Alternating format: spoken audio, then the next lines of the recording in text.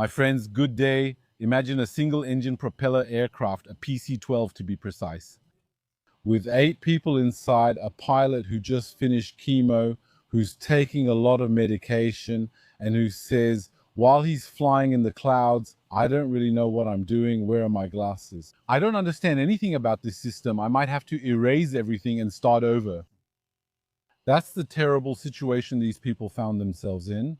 February 13, 2022, and I'll tell you right now, this isn't a story that's going to end well. I was telling you we're in North Carolina, and we have a PC-12 type aircraft. The PC-12 is Swiss-made. A high-performance plane. It's capable of flying very high. It's pressurized. It has an autopilot. It has everything you need to make a flight extremely comfortable, extremely safe, but you still have to put it in the right hands. Or really, there's a problem in American flight schools which is showing up more and more in accident reports. The thing is, instead of training people to become pilots, which means, among other things, learning how to handle an aircraft, making decisions, handling unexpected situations, dealing with emergencies. Well, no, they're taught to handle the plane as if it were a magic flying carpet. They're told that they have to take off. Press the autopilot button. This plane will take you exactly to your destination and 30 seconds before landing. When the runway looks this small, you turn off the autopilot and you land. That helps reduce training hours, instructor hours, and increase profit margins, but at the cost of incidents like the June 6 tragedy. So let me tell you the story. The pilot has no children. The son is 28 years old, 97 flight hours, 20 of them on the PC-12 landing at this secondary airport in North Carolina. During the landing, they remarked, "Wow, did you see that? We were in the soup the whole time." Bad weather, 6 degrees, 7 degrees temperature, 6 degrees dew point, lots of clouds, sky completely overcast, 1 to 100 feet, all that. So really nasty weather. And then as they're leaving, they say, let's file a flight plan using instruments and instrument flight rules, flight plan. They land, they take 6 people on board. So now there are 8 of them. There are 4 teenagers in the aircraft. Among other things, as soon as the doors are closed, the aircraft starts taxiing to take off. They are not going to file an instrument flight plan. They decide to fly visually, even though the conditions for visual flight are not met. That's their mindset. I take off and improvise, but instrument flying is an art. You can't just improvise it. Aircraft like Airbus and Boeing, when they line up to take off for an instrument flight, the cockpit is already programmed for instrument flying. All the information is already in there. It's not improvisation. It's not something you do at the last minute just because you need it. Well, in their situation, they're struggling to program their flight plan. So what does he say, the pilot to his son? Forget it. We'll do it later. It means we'll do it once we're in the air. Now, there's a universal rule in airplanes. Everything that's difficult on the ground becomes 10 times harder in flight.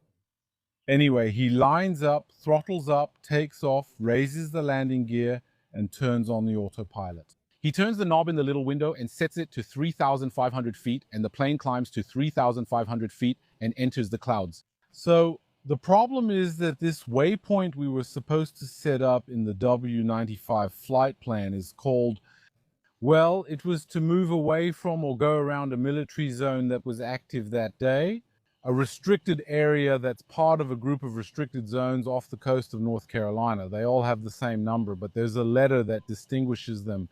Once the military activates them, they use them for electronic warfare, flying F-18S, F-35S, firing live ammunition and real missiles. So these are extremely serious places. You have to go around them. The plane is heading straight for it. Meanwhile, the pilot and his son are fixated on it. They absolutely want to hit that point. The pilot says, I don't know, it's not working. I don't understand. Maybe I'll erase everything.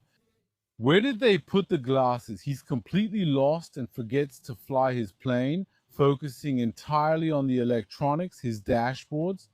They have challenges, but they're meant to make life easier. But they only make life easier for people who have taken the time to invest in learning how to manage them. Because there are so many buttons, so many menus, sub-menus.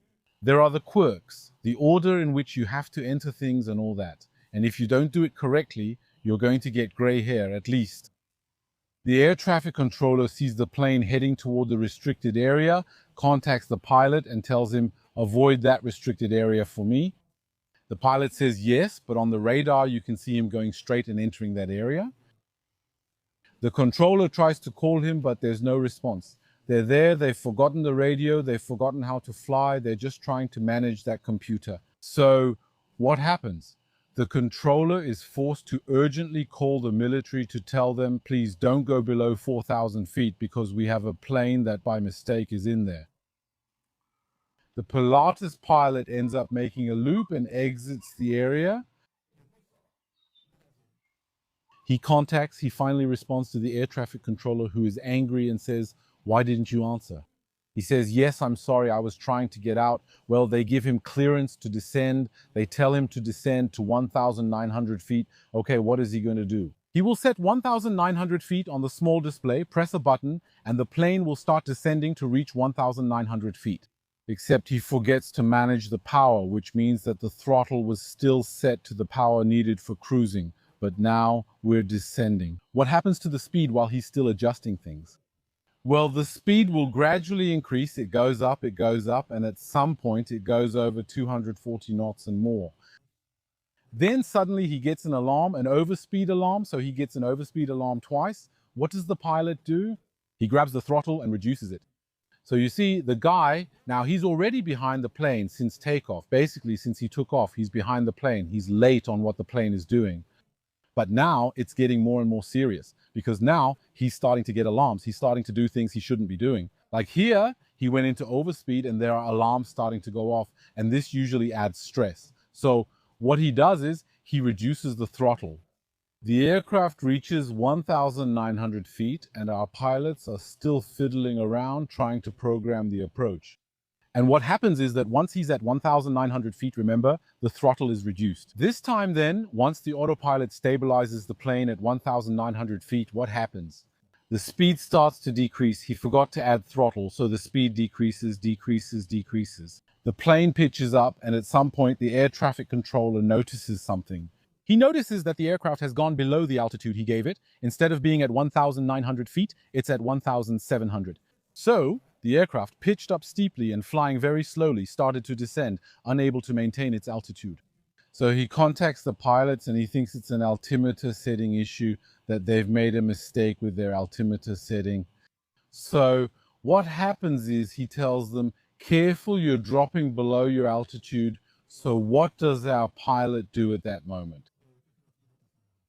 Suddenly, he rejoins the loop and notices the plane is slow and nose up. What does he do? He pulls back on the control stick to return to 1,900 feet. But what happens when he does that? Well, even more speed is lost. And then there's a stall warning. You see, he grabs the stick, and with that, a stall warning goes off. So what the autopilot does when there's a stall warning is it disconnects because it realizes something's wrong, so it disconnects. And this time, the pilot finds himself alone at the controls of the plane for the first time since takeoff, and he's not really sure what's going on. What does he do? He pulls back sharply, pushing it even further into the stall. There's a stick pusher trying to stop him from pulling, but he fights against it. At one point, he thinks, oh, the throttle. Realizing he needs power, he grabs the lever and pushes it forward. So our aircraft is pitched up at 30 degrees. The speed is 80 knots, so we've been stalled for quite a while. The stall speed for this aircraft in these conditions was 93 knots. So now, at 80 knots, we're well below that. We're in a deep stall. Really, the throttle is fully open, so the propellers are at full power, but the aircraft is pitched up, and it doesn't change anything, because even though it's a very powerful plane, power alone won't get it out of this situation. As long as it stays pitched up, it's not possible for it to recover. So what happens is that the aircraft will... The next sequence is that at some point it's so slow that there's practically no control left. So naturally the nose tends to drop. Remember, the engine is heavy, it's at the front. The center of gravity means that once there's no more lift, nothing left, the aircraft naturally tends to bring the nose back down. The pilot, instead of going with it, letting it accelerate and recover, no, what he's going to do is keep pulling. So the aircraft's nose goes a bit down. Now it has some lift and even climbs at times since there's still power. And then it stalls again. And that's going to go on for quite a while. To tell you, the last phase right there, the stall warning sounded almost continuously for 2.5 minutes. It wasn't easy. At one point, he says to his son, I think we're on our side. It's on its side. It's going off at 90 degrees. He manages to bring it back, but it's not going to last because he keeps pulling on the stick. And at that point, the stall keeps coming back nonstop. The controller is with him. He sees that the aircraft was at 1,700 feet. He tells them on the radio to climb, and suddenly he sees them at 4,700. So we have the pilot who is struggling with the plane, bank angles of over 90 degrees, sometimes to one side and then the other. At times, as soon as the plane manages to recover, it gains a bit of altitude and then stalls again. And this goes on for 2.5 minutes. What's happening in the plane? He says, yes, we have to navigate, we have to do this. And even during this phase where he is losing, he is still torn between trying to keep control and trying to program. They were taught to manage with buttons, not flight controls, because that's how they were trained. And so what happens is that the aircraft reaches 4,700 feet, which is practically its peak altitude. At that moment, it goes into a steep spiraling descent, and then it disappears from the radar. When the controller looks, the antenna makes a turn, and then after that, it displays 30 at the L level of the aircraft, and then after that, it disappears and there's nothing left. He waits about half an hour just to be sure. That's what the regulations require. And then he calls the Coast Guards at first. He's not too sure, like they said, that he had a radio problem, all that. He's not really sure what's going on. He ends up calling the Coast Guards. They're going to head to the place, the last place spotted on the radar. And then they're going to find puddles, the famous puddles of kerosene and floating objects. The aircraft shattered against the sea. It fell at a very high speed. All 8 people were killed. There's no forgiveness for things like that. Also, when you look at the pieces that were recovered, they're mostly small fragments. Just the propeller, which was spinning at full speed when it hit, was literally disintegrated. Only tiny pieces of the propeller were found, small bits of the blades. And we have an accident that would have been completely avoidable if there had been a pilot in the plane. But unfortunately, it's quite common to have this kind of person, especially when you look at the United States. But I'm not under any illusions. It could very well happen in Europe too. There you go. The families of the victims have filed a complaint against the owner of the company that owns the plane and who left it in the hands of an unqualified pilot. Legally, he was qualified, but you know what I mean? The families were compensated with $15 million. And basically, in the past, I helped victims' families put together complaint files. And I can tell you that's the only thing that hurts companies in reality, because if it's just about sending a condolence email written with CHATGPT, everyone does that. They can even add a €50 bouquet of flowers. That's not a problem, but what really hurts them and actually pushes for change is when they have to pay compensation. Unfortunately, that's the only thing that works. So, there you have it. He lost his life needlessly in an accident that should never have happened. So my friends, let me remind you about my book Titan, which is also about an accident that should never have happened. It's available on Amazon in paperback and it will be released later in Kindle format. It's a book that takes you inside this tragedy that claimed 5 lives, including Mr. Stockton Roach, who was going to visit the Titanic. I'll see you in the next video. Thank you for watching until the end.